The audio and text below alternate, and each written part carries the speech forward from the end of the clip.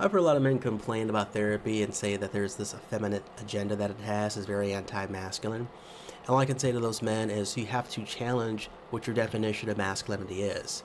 Okay, the idea that therapy makes you more soft-spoken, they try to make you more expressive, more communicative, they try to put you into the full range of emotions, being able to acknowledge those full range of emotions as a human being. These are human needs. Be an advocate for yourself, expressing yourself and your desires, your needs, being able to feel the full range of emotions. This idea that that is very effeminate, it's not. And that's the sad thing. Okay?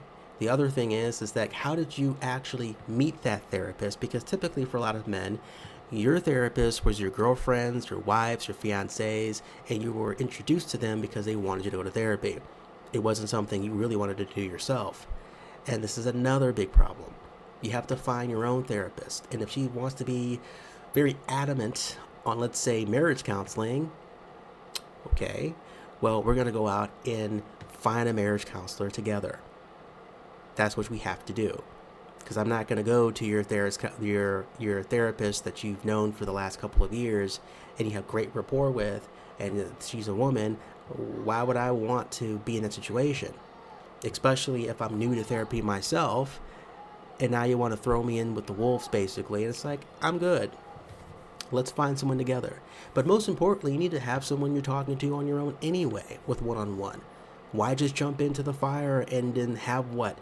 A group session? For what reason?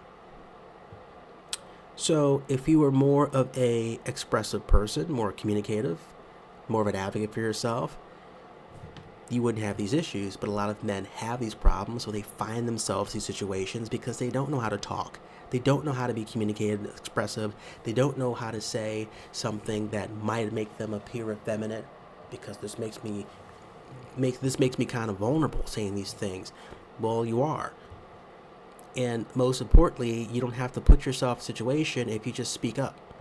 But I rest my case.